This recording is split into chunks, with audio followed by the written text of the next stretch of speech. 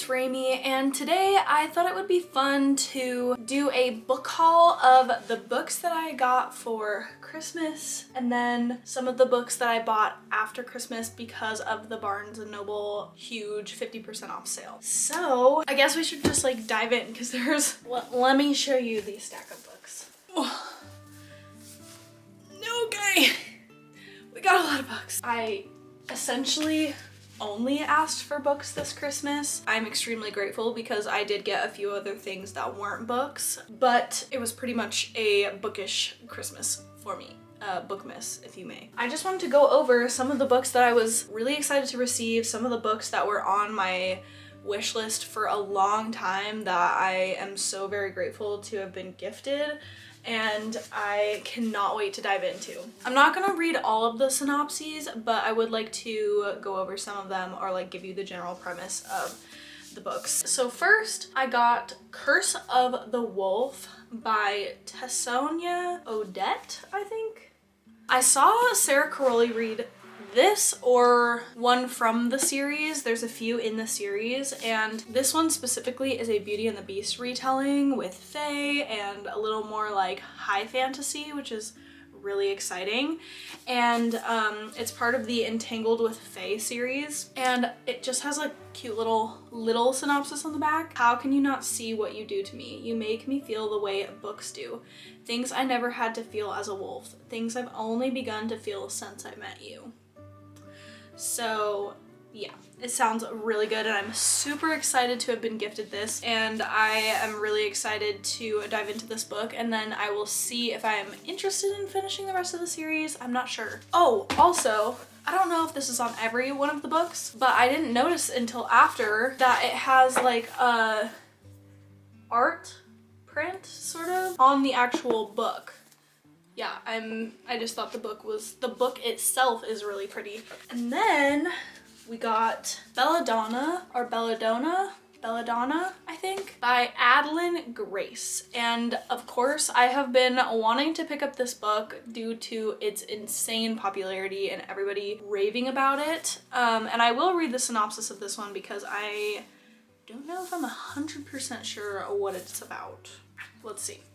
We'll figure it out. For as long as Signa Farrow has been alive, the people in her life have fallen like stars. Orphaned as a baby, 19-year-old Signa has been raised by a string of guardians, each more interested in her wealth than her well-being, and each has met an untimely end. Her remaining relatives are the elusive Hawthorns, an eccentric family living at Thorn Grove, an estate both glittering and gloomy. Its patriarch mourns his late wife through wild parties, while his son grapples for control of the family's waning reputation, and his daughter suffers from a mysterious illness. But when their mother's restless spirit appears claiming she was poisoned, Signa realizes that the family she depends on could be in grave danger and enlists the help of a surly sable boy to hunt down the killer. However, Signa's best chance of uncovering the murderer is an alliance with Death himself, a fascinating, dangerous shadow who has never been far from her side. Though he's made her life a living hell, Death shows Signa that their growing connection may be more powerful and more irresistible than she ever dared imagine. Okay, I think that part is what got me. The part where Death is a character, I find that so interesting because in one of my favorite book series, Dance of Thieves and Vow of Thieves, she also made Death a character, and I found it so interesting the way that she wrote and portrayed Death, so I think that's really what put it over the top, as well as all of the hype around this book. And also, this is a Barnes & Noble exclusive edition, so the book itself is also really beautiful. I was so grateful to be gifted this for Christmas.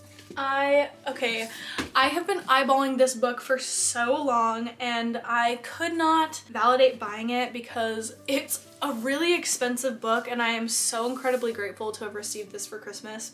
I honestly think it's because I have not shut up about this book. It is Fairy Tale by Stephen King. I am not a scary book person, scary movie person. I am such a chicken. I do not like scary things, and so I have not read any other of Stephen King's books, but This one is not a horror book. Essentially, it's like him writing a fantasy book. And I've heard so many things about Stephen King's writing style that it's amazing, but I have not wanted to dive into one of his scary books. It's just not worth it to me to have nightmares for the rest of my life. So when this came out, I was so excited because I was like, this is my opportunity to read one of his books that isn't scary. And I know that back in the day he wrote another one. It's like green with a dragon on the cover. I can't remember what it's called. I'll pop it up on the screen right here. Is another fantasy book that he wrote, but I was just so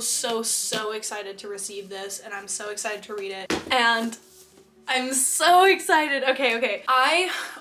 This took some serious willpower not to buy this book. It came out on November 29th, and I was like trying to restrain myself so hard because I knew that this is something that my husband would love to gift me for Christmas because he knows my love for this author.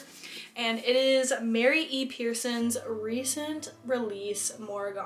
And if you guys have watched any of my other videos, literally any of them, I probably talk about Dance of Thieves and Vow of Thieves in almost every single one of my videos because they were my first books when I got back into reading that I read, and I absolutely fell in love with them. They are amazing books, highly recommend. I am also really excited to go back and start reading the Remnant Chronicles, which actually takes place before Dance of Thieves and Vow of Thieves. And this predates all of those books written. So this is like the start of the world and the start of it all. I am so excited to read this book. It was so exciting to get to open it up on Christmas morning and see the book that I've been wanting so bad under the tree. It was awesome. I am just over the moon grateful to have gotten gifted this book, and I cannot wait to start it. Okay, the next book that I got, which I am so excited about, I realized that I like thriller suspense books. I didn't know, or maybe I just didn't think that I would like them because, like I said previously, I do not like scary things, I do not like horror, I don't like any of that. And I read one for my reading Haley Pham's 5-star books because she loves Riley Sager, and it was awesome. I think that there's probably a threshold that I wouldn't pass with like the amount of creepiness, suspense, but I loved it, and I have heard nothing but good things about Alice Feeney. So I was gifted Rock, Paper, Scissors by Alice Feeney, and I am so excited. But this one is about a married couple, and the married couple is not being 100% honest, and essentially they win a weekend away to Scotland, and they think that it's gonna help their marriage, it's gonna be what their marriage needs, and it kind of turns sour because I think some of the lies are revealed on this trip. I'm excited to have a different genre thrown into the mix. We have a lot of fantasy going on, which is not a bad thing. Very much not a bad thing. But sometimes it's good to switch it up, you know? Next we have The High Mountain Court, which is by A.K. Mulford. A.K. Mulford. Really pretty book. Let's read the synopsis on this one. 13 years fleeing witch hunters and the looming threat of death, 19-year-old Raimey knows she is possibly the last Red Witch alive. She is determined to stay that way. The Northern Court King has slaughtered her home court and placed a bounty on Red Witch heads. When 4 Fae warriors enter her tavern refuge, Raimey tries to flee, but her magic isn't strong enough to stop a Fae prince on a mission. The handsome Prince Hale of the Eastern Kingdom wants to stop a war with the Northern Court before his kingdom befalls the same fate as Raimey's. He needs a Red Witch, and Raimey may be the only person alive who can help him. Can she really trust Prince Hale? Can her fallen court be resurrected from the evil clutches of the Northern Court King? For the chance to save herself, her people, and help defeat the Northern King, Raimey must put her faith in Hale and his companions in a dangerous quest to find lost relics. I think this sounds so good, and it gives me Serpent and Dove vibes, which I absolutely love. I think now I'm like, any book that's about witches, witch hunters, anything like that, automatic yes. And then we have, yeah, I was influenced, okay? I was watching Katie is Reading, and she did not have anything but wonderful things to say about Strange the Dreamer. Yeah, I was influenced. I was convinced. I was convinced that I needed it. I honestly, if I'm being completely honest, I don't really remember what it's about. So let's find out together. The dream chooses the dreamer, not the other way around. And Laszlo Strange, war orphan and junior librarian, has always feared that his dream chose poorly. Since he was 5 years old, he's been obsessed with the mythic lost city of Weep. But it would take someone bolder than he to cross half the world in search of it. Then a stunning opportunity presents itself in the person of a hero called the Godslayer and a band of legendary warriors, and he has to seize his chance or lose his dream forever. What happened in Weep 200 years ago to cut it off from the rest of the world?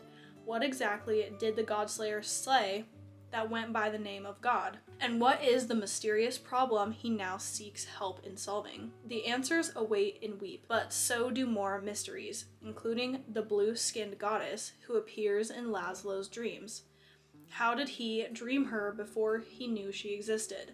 And if all the gods are dead, why does she seem so real? Yeah. Sounds about right. Sounds about right. I think this book is gonna be really freaking good.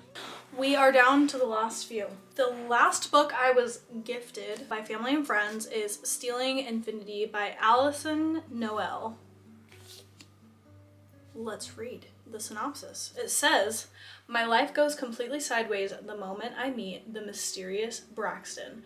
Sure, he's ridiculously hot, but he's also the reason I've been kicked out of school and recruited into Grey Wolf Academy, a remote island school completely off the grid. I never should have trusted a face so perfect. But the reality of why Grey Wolf wanted me is what truly blows my mind. It's a school for time travelers. Tripping, they call it." That's funny. "This place is filled with elaborate costumes and rare artifacts, where every move is strategic and the halls are filled with shadows and secrets. Here, what you see isn't always what it appears, including Braxton, because even though there's an energy connecting us together, the more secrets he keeps from me, the more it feels like something is pulling us apart. Something that has to do with this place and its darker purpose. It's all a part of a guarded, elaborate puzzle of history and time, and I might be one of the missing pieces. Now, I have all the time in the world, and yet I can't shake the feeling that time is the one thing I'm about to run out of. Fast." Yeah, this sounded really good, and I am very excited to read this. I am curious to see like what the time travel, like how they describe the time travel, how the time travel works in this book. So that was the last book that I was gifted from people. And then one of my family members actually gifted me a Barnes & Noble gift card. So of course we had to go check out the 50% off hardback sale today, because where else would I be the day after Christmas? I don't know. So I got 3 books in the sale and I am very excited about them. The first one is Before the Coffee Gets Cold by Toshikazu Kawaguchi. Toshikatsu Kawaguchi? I am so sorry. I know that I'm butchering that name, but it is a short story and it is about time travel as well, actually. And essentially it is a coffee shop in Tokyo where they brew magic into the cup of coffee, and for the duration of while the coffee is hot, you get to go back in time. It kind of depicts the story of 4 customers that come into the coffee shop and get a cup of coffee, and they go back in time, and it's kind of like, what would you go back in time to change if you could? It seems like a really interesting story and also thought-provoking in the same time, which I really love. And essentially, the person gets to go back in time for the duration of while the coffee's hot, and once the coffee gets cold, you snap back into reality, which is kind of fun because the title is Before the Coffee Gets Cold. Also, just look at this book. So cute. Not gonna lie. I love that it's like 200 pages.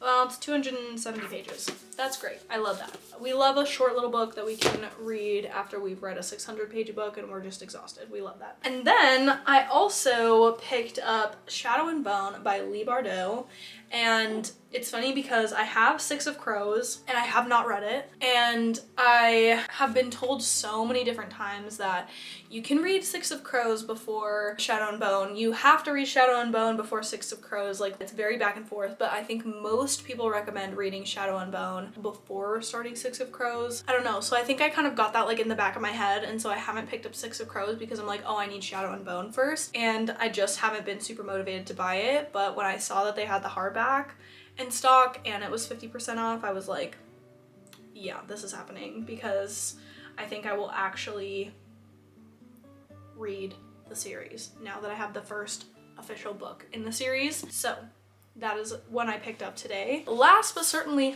not least, because it is a huge book, I picked up Babel by R.F. Kuang. I was not 100% sure if I was gonna pick this book up or not, and I had heard really good things about it, but I was like, oh, it seems like maybe not a book that I would like.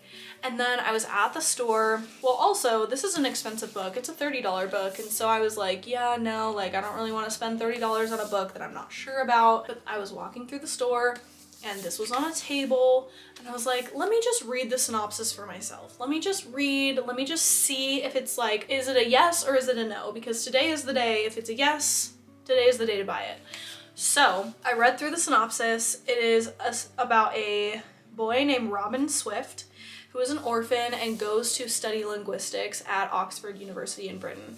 And essentially they call the tower at Oxford University Babel, which I think is kind of funny because like it refers to, like, at least in my opinion, like the biblical Tower of Babel, which had to do with language, which is kind of cool. I like the parallel here, or like the reference, I guess. And essentially, like, he gets torn between like saving his home country and going with what Oxford University and this other kind of group of people are doing.